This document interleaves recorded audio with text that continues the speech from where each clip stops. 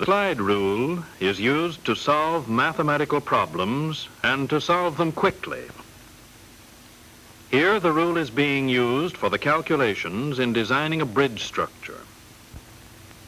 The slide rule provides answers that are accurate to the degree required in most engineering problems. Although the slide rule may appear complicated, it is based on simple principles. To explain these principles, we shall use only part of the rule, the lines of marks and numbers called the C and D scales. These scales are used principally for multiplication and division. Substituting a rule with enlarged figures will make the scales easier to read. On this rule, the C and D scales are exactly the same as on the standard rule, except that the figures are enlarged. As on the standard rule, the C scale is on the slide, which can be moved back and forth. The D scale is on the body of the rule. This mark, numbered 1, is the left index of the C scale. This is the right index of the C scale. A hairline, which assists in reading the rule, is on a runner called the indicator.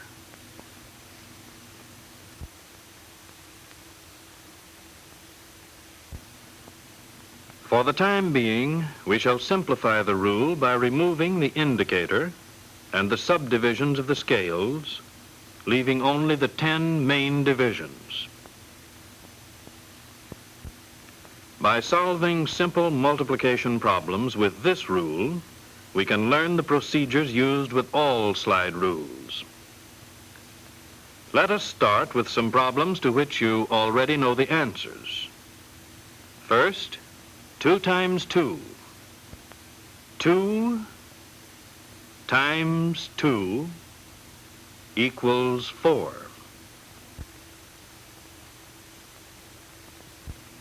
Apply 2 times 2. First, find 2 on the lower scale, the D scale.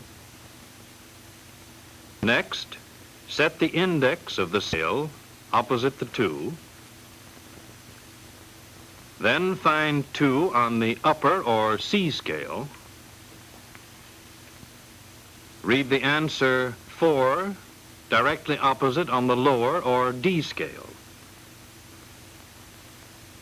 The slide rule procedure can be diagrammed like this. 2 times 2 equals 4. Ordinarily, the problem would be written like this.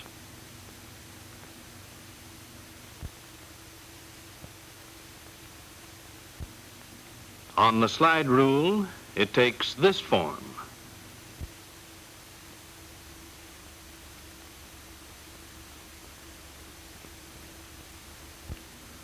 With the index set opposite 2, we can multiply any number by 2. 2 times 3. 2 times 3 equals 6. 2 times 4. 2 times 4 equals 8. To multiply 3 times 3, find 3 on D. Set the index to it. Find 3 on C. Read the answer, 9, directly opposite on D. Multiplying 4 times 2. 4 times 2 equals 8. The procedure for multiplication is always the same. To multiply 4 times 20, read in the ciphers mentally. 4 times 20 equals 80.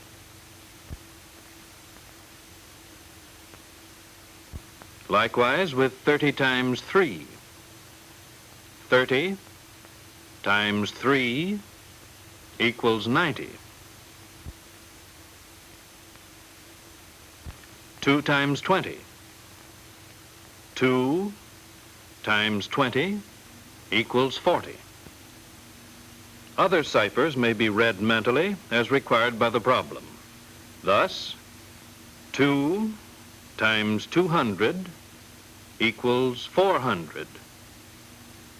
20 times 200 equals 4,000. So far, we have used only the left index. Now let us try to multiply 4 times 5 using the left index. We find that 5 on C is beyond the body. Whenever one index cannot be used, use the other. In this case, use the right index. 4 times 5 equals 20. Here again, read in the cipher mentally. Multiply 4 times 50 in exactly the same way as 4 times 5. Simply add the ciphers. 4 times 50 equals 200. Just as you read in ciphers when required by the problem, you also read in decimal points when required by the problem. For example, to multiply 4 times 0.5, read the answer 2.0. With 0.4 times 0.5, read 0.20.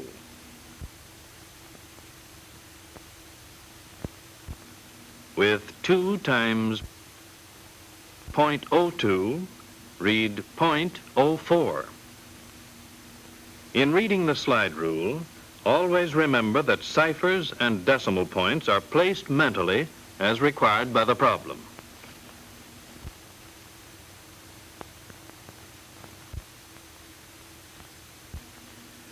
To obtain the simplified rule used in these examples, we started with the C and D scales divided exactly as they are on the standard rule. We then removed the subdivisions of the scales, leaving only the main divisions. Now let us replace and use the subdivisions. First, each of the main divisions is divided into 10 parts. Between main positions 1 and 2, the subdivisions are numbered. 1, 2, 3, 4, 5, 6, 7, 8, 9. The 10th subdivision bringing us to position 2. Beyond 2, there is not enough room to number the subdivisions, but they are read as though they were numbered. 1, 2, 3, 4, 5, 6, 7, 8, 9, the 10th bringing us to position 3, and so on throughout. With the main divisions divided into tenths, let us use the indicator to read some of the positions. By mentally placing ciphers after the figures denoting the main positions, we may read 10, 11, 12, 13, 18, 19, 20, 21, 22, 90, 91, 92, 97, 98, 99. Now each tenth of each main division is further divided. Within this bracket, each tenth is divided into 10 parts.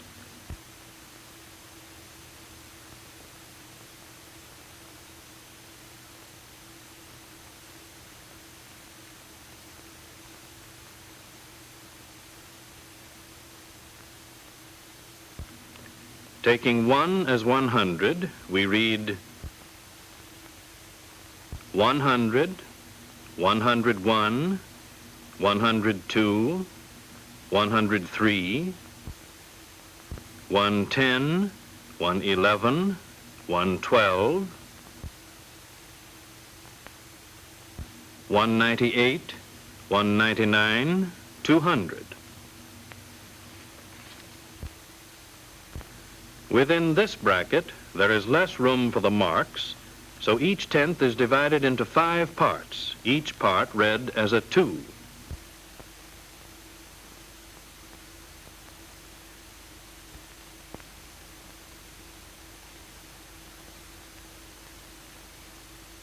For example, 200, 202, 204, 206, 208, 210.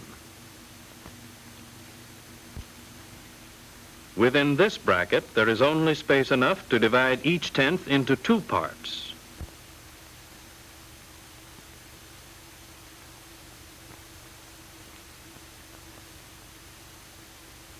Here, the smallest divisions are read as 5s. For example, 400, 405, 410, 415.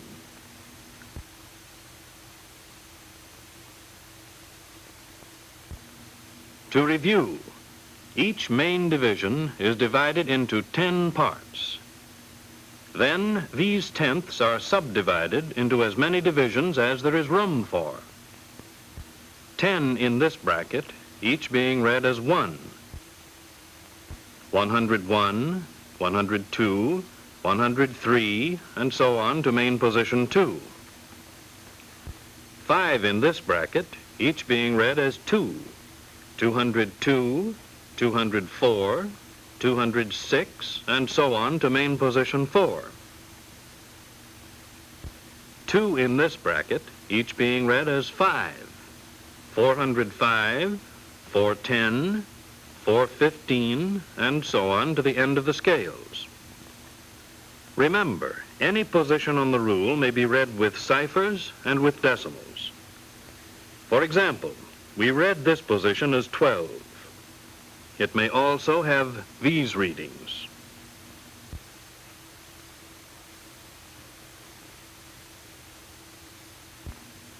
The same holds for any position on the rule.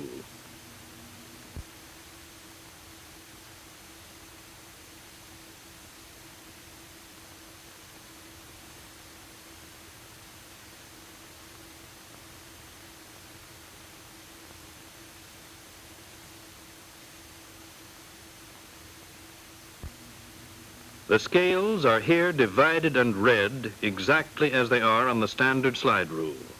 The procedure for multiplication remains unchanged.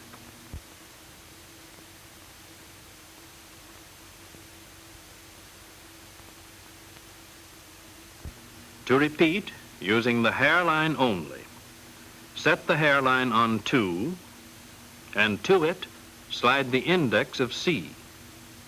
Move the hairline to 2 on C. Under the hairline, read the answer 4 on D.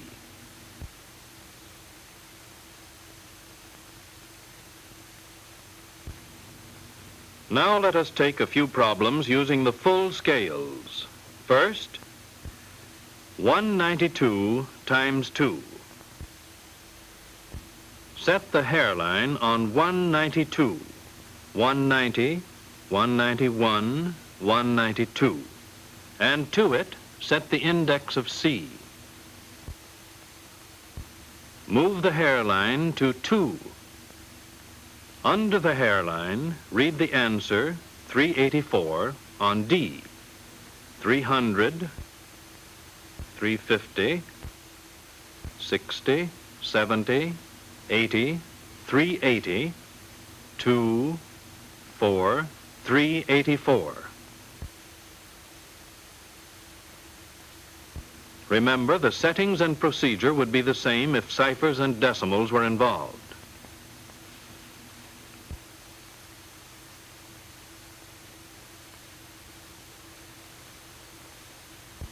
As another example, let us take 243 times 2.5. Set the hairline on 243. 243, as we see, does not fall on a mark, but its position may be found quite easily. First, find 242. 200, 210, 20, 30, 40, 240, 242. Since the next mark is 244, we know that 243 is in between, about here. Having found 243, slide the index to it. Now move the hairline to the position for 2.5, and under the hairline read the answer on D. The answer does not fall on a mark. However, it does fall about halfway between 605 and 610. Therefore, we conclude the answer is 607 1/2, or in terms of decimals, 607.5. Remember, the procedure and settings would be the same for these problems. To place the decimal point and the ciphers, we must approximate the answer mentally, but the procedure with the rule is always the same.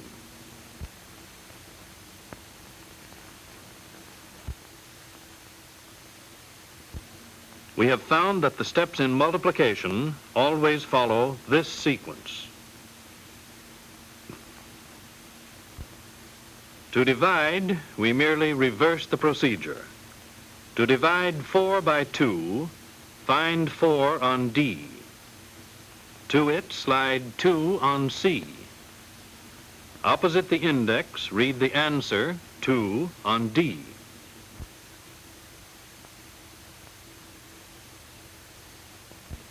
To repeat using the hairline, set the hairline to 4 on D. To it, slide 2 on C. Move the hairline to the index, and under it, read the answer, 2 on D. To divide 9 by 3, set the hairline to 9 on D. To it, slide 3 on C. Move the hairline to the index. Under hairline, read the answer, 3 on D. Any problem in division is worked the same way. 720 divided by 90. Set the hairline to 72. To it, slide 9 on C. Now, since the left index is beyond the body of the rule, move the hairline to the right index and read the answer, 8 on D. In division, as in multiplication, place the ciphers and decimal points mentally.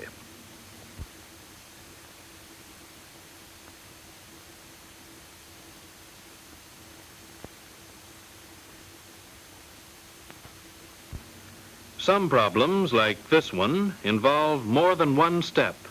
However, we use the same basic procedures.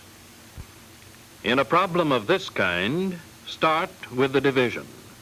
In this case, divide 2 by 3 as the first step, and multiply the result by 6 as the second step.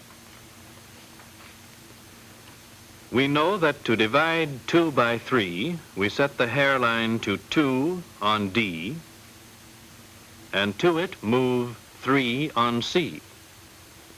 The answer will then be opposite the index on D. But in this case, the answer to the first step is to be multiplied by 6 in the second step. With the slide rule, there is no need to read this answer. Simply leave the index in position on the answer, and, to multiply by 6, move the hairline to 6 on C, and read the answer to the complete problem, 4 on D. Notice that solving this problem requires only one setting of the rule, and that there is no need to read the intermediate answer.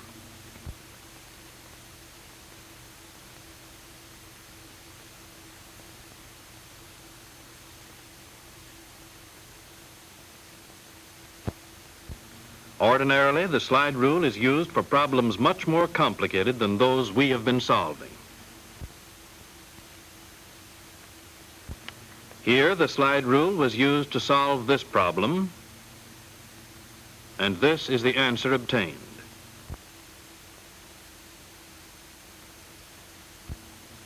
Working this problem by longhand would take longer and would provide this answer. The slide rule has quickly provided the answer needed. An engineer seldom needs the final digits arrived at by longhand. For most calculations in engineering and estimating, round figures are sufficient. The slide rule furnishes these quickly, and they are accurate to the degree required. Speed in using the rule for the solving of complicated problems requires practice. But remember, the procedure for multiplication is always the same regardless of the problem. Likewise, the procedure for division is always the same regardless of the problem.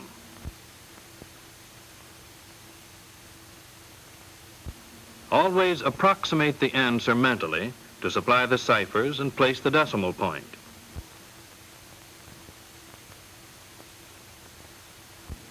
To the slide rule, any problem is as easy as 2 times 2.